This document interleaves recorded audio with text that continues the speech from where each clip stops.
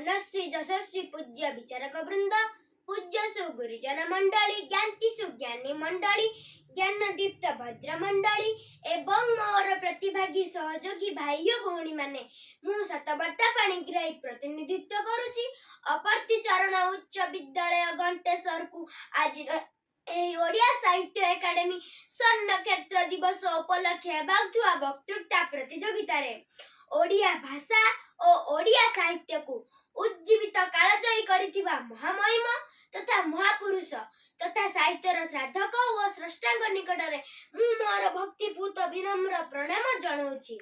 एठारे स्वभाव कवि गंगाधर मेहरकर एक सुंदर कविताटिए मने पड़े। मातृभूमि मातृभाषार ममता हृदय जनमी नाही ताकु जदि ज्ञानी गुणरे गणिबा अज्ञानी रहिबे काहि। मातृभूमि मातृभाषा अभय जननी सेवितांक भक्ति रे दिवस रजनी सहित साहित्य स शब्दर अर्थ समाज समाज अर्जे हित साधन करे ताकु ही साहित्य बोली कुहा जाय थाए। चिंता चेतनार उच्च ही साहित्य मनुष्यर मुख निश्चित बाणी कोन भाषा बोली कुहा जाय तबे मु कहिबि ना ध्वनि समूह सुसर्जित होई मनर भाव को पूर्ण मात्रा रे प्रकाशित करिबा को भाषा बोली कुहा जाय थाए। साहित्य समाजर एक अविच्छेद्य अंग। समाज को भाषा भित्तिक सूत्र रे बांधि रखिया पाई साहित्यर भूमिका अत्यंत गुरुत्वपूर्ण। पीढ़ी पर पीढ़ी जेपरि परिवर्तन होई चली छंती सेही परि साहित्य मध्य परिवर्तन होई चली थाए। साहित्य समाज तथा मानव को विश्व दरबार रे परिचित कराई पारला। तेणु साहित्य और समाजर संपर्क अति निबिड़। साहित्य समाज दुहे जांला भाई मिलित होई सभ्यतार तक नियंती आगे। साहित्यर दुईटी रूप गोटिए कथित साहित्य अन्यटी लिखित साहित्य।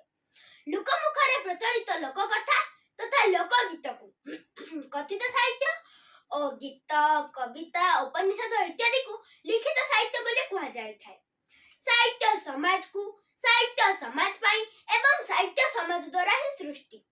साहित्यकार माने समाज रे जन्म नै थांती सेमाने साहित्यर सुख दुख हस कांद आशा आकांक्षा को नहीं साहित्यर रूप देई थांती। ओडिया भाषा संस्कृत भाषा ही सृष्टि। ओडिया भाषा पाली प्राकृत अपभ्रंश ही तीनटी स्तर देई ओडिया भाषा सारणांक शुद्ध साहित्य पाखरे पहुंची।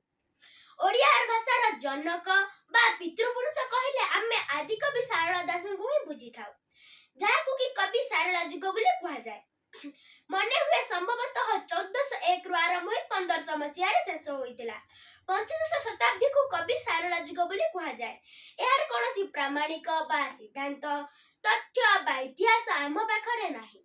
एहा पूर्वर जो साहित्य लिखा जाउतिला ताको शुद्धकरण रे ओडिया भाषार साहित्य नथिला। सारला को शुद्ध साहित्य रो पछकु जदि आमे फेरि जिबा ताले सेही समय को प्राग सारला साहित्य जुग बा आदि जुग बोले कहा जाउतिला। एहार समय सीमा 900 रु 1400 मसिया पर्यंत थिला।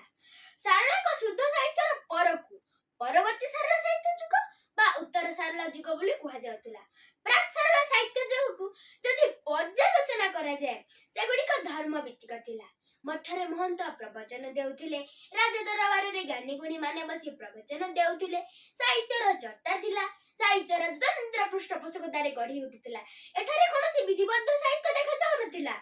प्राग सारला साहित्य जुगरे जेउ समय रे जेउ धर्म रे प्रचार प्रसार बढ़ुतिला सेही धर्म को नै साहित्य लेखा जाउथिला। यथा बुद्ध धर्म रे प्रचार प्रसार रे बुद्ध साहित्य, नाथ धर्म रे प्रचार प्रसार रे नाथ साहित्य, शैव साहित्य राजा राजुडा माने निजर कीर्तित्व और अन्य कथा को पहाड़ पर्वत मंदिर कांथ पत्थर इत्यादि रे लेखुथिले। एहा को अभिलेख साहित्य बोली कहा जाउथुला। लोककथा तथा लोक गल्प को मौखिक साहित्य रे विवेचित करा जायथिला। सारला का शुद्ध साहित्य रो परकु परवर्ती सारला साहित्य जुग बा पंचशुक जुग बोली कहा जाउथुला। एहार समय सीमा 1501 रु 1550 मध्य बोली अनुमेय। 16 शताब्दी रे एहा प्रथम 50 वर्ष थिला। जगन्नाथ दास बलराम दास अच्युतानंद दास जसवंत दास अनंत दास एमानकु नै पंचशखा बा पंचशखा साहित्य जुग गठित। एमानक द्वारा रचित साहित्य वैष्णव धर्म रे प्रचारित थिला। समय थिला क्रांतिलाल भट्टाचार्य नामक एक बंगाली तात्सल्य करी कहतुले एकटी ଓଡ଼ିଆ ଭାଷା ଏକ ସ୍ୱତନ୍ତ୍ର ଭାଷା ନୁହେଁ।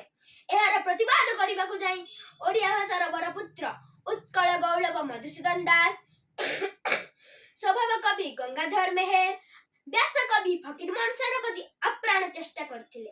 କର୍ମବୀର ଗୌରୀଶଙ୍କର ରାୟଙ୍କ ଦ୍ୱାରା ପ୍ରକାଶିତ ପ୍ରଥମ ଓଡ଼ିଆ ପତ୍ରିକା ଉତ୍କଳ ଦୀପିକା ମରି ଯାଉଥିବା ଓଡ଼ିଆ ଭାଷାର ପ୍ରାଣ ଭରି ଦେଇଥିଲେ। ସେବେଠୁ ଓଡ଼ିଆ ଭାଷା ଆଉ ପଛକୁ ଫେରି ଚାହିଁ ନାହିଁ। ପରିଶେଷରେ 2014 ମସିହା ମାର୍ଚ୍ଚ ମାସ 11 ତାରିଖ ଦିନ ଓଡ଼ିଶା ସରକାରଙ୍କ ବରପୁତ୍ର ଦ୍ୱାରା ଓଡ଼ିଶା ଭାଷାକୁ ଏକ ଶାସ୍ତ୍ରୀୟ ଭାଷାରେ ମାନ୍ୟତା ଦେଇଥିଲା। ସେବେଠୁ ଓଡ଼ିଆ ଭାଷା ଏକ ଶାସ୍ତ୍ରୀୟ ଭାଷା ରୂପେ ପରିଚୟ ପାଇଛି। ଏତିକି କହି ମୁଁ ମୋର ବାଣୀକୁ ବିଶ୍ରାମ ଦେଉଛି।